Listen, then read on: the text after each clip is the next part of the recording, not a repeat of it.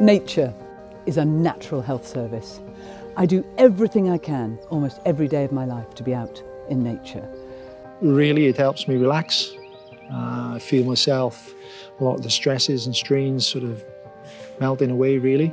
And it's just somewhere where you can clear your head, isn't it? You know, you kind of get out into the open air, into the fresh air, you're looking around beautiful nature, and you just feel so much better. You've got to smell the surroundings, you've got to feel the wetness of the leaves when it's been raining, you've got to touch the bark. So we've got the medication, but then we've got this natural medication, and that is so important. We live in an amazing country in Wales. There is so much that is green around us every day of our lives, and therefore the opportunities for us to do outdoor activities are there in abundance. So why don't we use nature more as a way of contributing towards our physical and mental health? We know that there is social and green prescribing going on, but actually putting this at the core of thinking. It requires us not just to tackle ill health, it requires us to look at how we can prevent physical and mental ill health.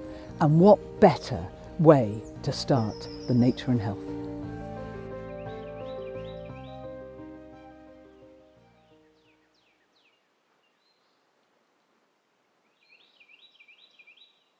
Our communities in Wales face a number of challenges.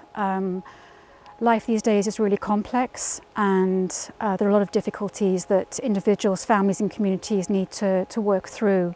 In the modern day, people have become less connected with nature and more connected to the indoors and technology. With growing urbanisation and demographic patterns and the kind of jobs people are doing and the kind of places they're living, people aren't having the day-to-day incidental contact with nature. Very often people are experiencing mental health problems because of the social, environmental conditions that they find themselves in. And just fixing the individual, will that solve it? One of the challenges of general practice is that we see a lot of people with conditions that are related to stress and anxiety that I think is springing from the stress of our society that is increasing all the time, particularly isolation, and of course has got a lot worse in the pandemic. 1 in 4 people in the UK will experience mental illness in their life, but actually only 25% of people are thought to actually seek out help. Traditionally, medicine has focused on perhaps cures and clinical interventions, and now we're starting to really accept that there's an important social and mental element to looking after your health. Within the healthcare sector, we need to find new ways of working. We need to find ways of activating assets within communities. Or care needs to take place closer to where people are living. It needs to be connected to their community and their landscapes, their geographical setting, the nature around them. If we can get sectors thinking together, if we can think about people's environments as much as we can think about their inner lives and their emotional health, then we can potentially meet challenges that we're struggling with at the moment. Maybe we could move from seeing as our work trying to cure modern lifestyle problems that we can't actually cure, to being partners with organisations that offer environments where people can flourish, so that we can concentrate on more core physical and mental health work while supporting projects that improve the health of our patients in a more holistic way.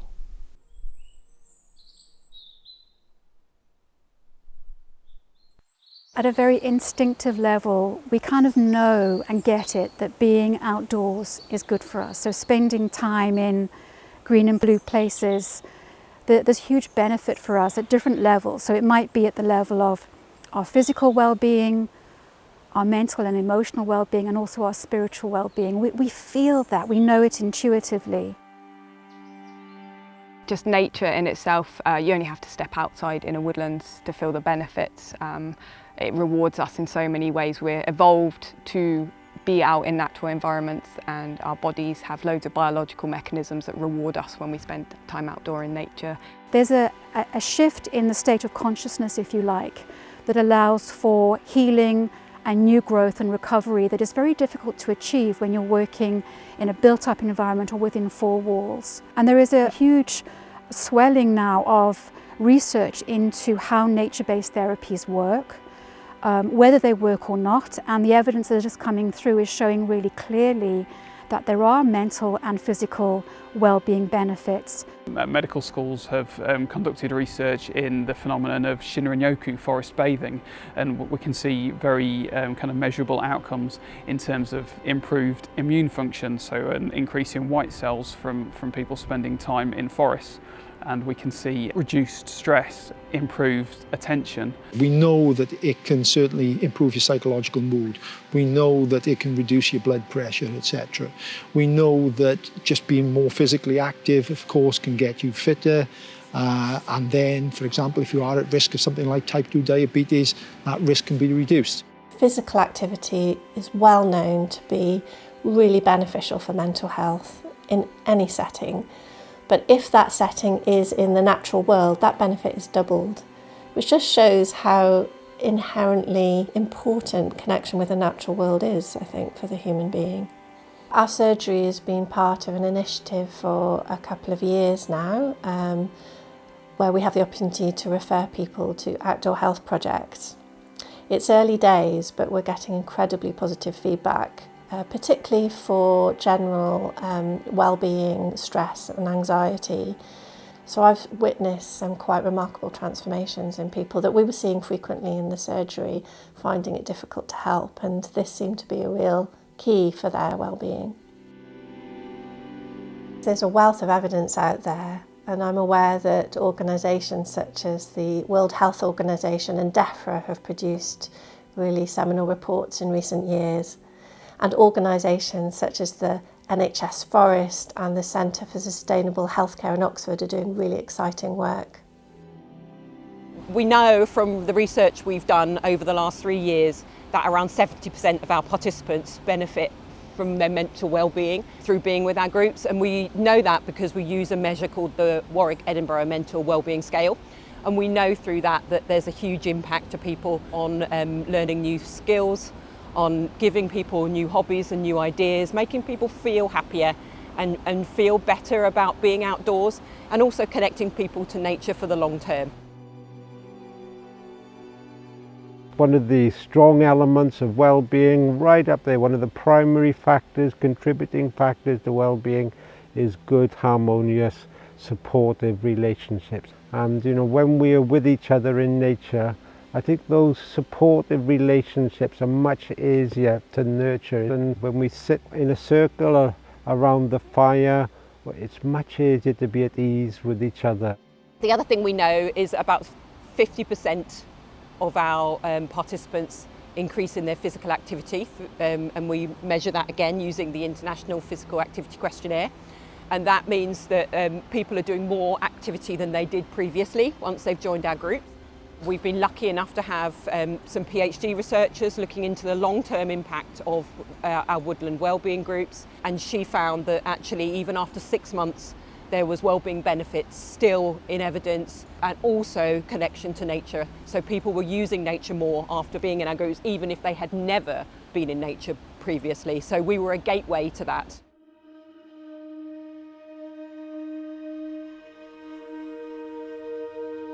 I'm lucky enough to be living in a beautiful green place where there is a lot of outdoors, and so one could ask why set up specific projects to help people access it. And what I'm seeing is that the people that we are referring to these courses are not people that easily access nature for various reasons, or are quite isolated.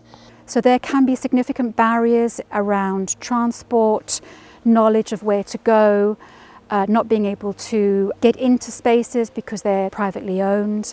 It can't be assumed that people will be able to access nature and to activate the benefits of nature connection on their own and within their own resources, and that they will have the agency to do that. And it's really, really important to have mechanisms like social prescribing and organised nature-based interventions that people can be facilitated to rebuild that lost connection to nature, and that people can be facilitated to do that in a safe and supportive and structured way. Particularly during the last 10 to 15 years, there's been a real emergence within Wales of organised nature-based groups. Groups like Coed Lleol, Tir Coed, Woodland Skills Centre in North Wales, Down to Earth on the Gower, and of course our own organisation of Reconnecting Nature.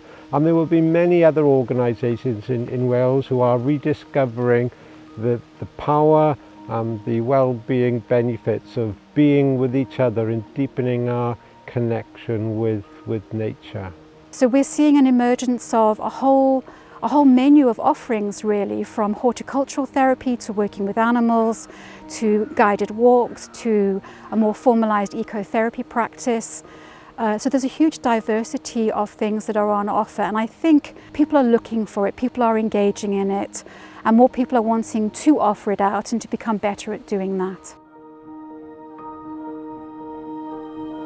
So we run different sessions because we appreciate that perhaps not everyone will be interested in the same things. So there'll be some mindfulness exercises and nature connection. There will be perhaps some craft or some nature-based art, and perhaps some wood carving, whittling. So we do things like woodland gyms and outdoor yoga and Pilates.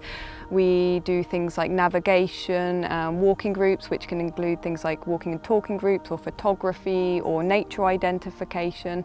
We do conservation, improve environments that we work in, make them better for local people and the people coming to our sessions. One of the things that participants value about going to these projects is that they're not seen as an ill person with a condition, but it's an opportunity to do something which helps them flourish. And I think it's a really skillful theoretical framework underlying this work, which is the 5 ways to well-being, which we know supports health and well-being in the human. Really, it's about a real mix of things. Not one thing is going to suit absolutely everybody, and I think this is really key, that what we have is that sort of tapestry of different activities in nature that GPs and others that can prescribe, for example. It's about understanding what the opportunities are and how it suits that particular individual that might be in front of them in the surgery.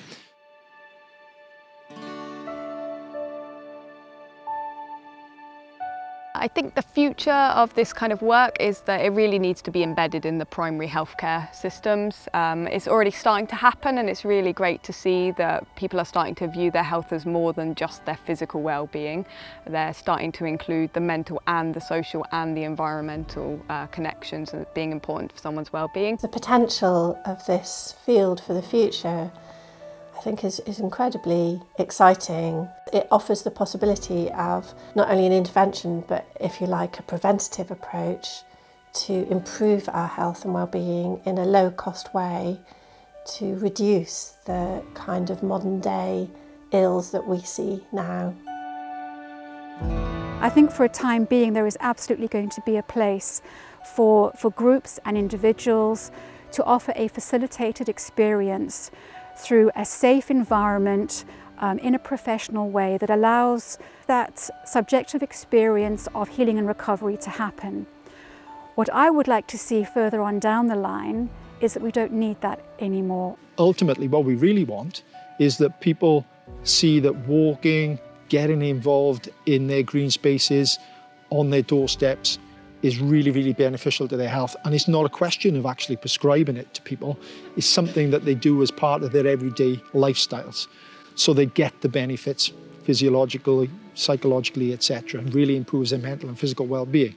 So I wouldn't want people to go away with the idea that what we are trying to do is to shove everybody into a GP surgery to say, let's get prescribed some activities in nature. We want it to be part of their everyday lifestyle, embedded in their lifestyle. And what we're really looking at is how to increase access, how to make this whole idea of deepening our relationship with nature, spending more time in nature in a productive, pro-environmental way is something that we can all do without being given the permission to, that we have some sense of personal choice as well about how we access that and how we deepen our own personal relationship with nature.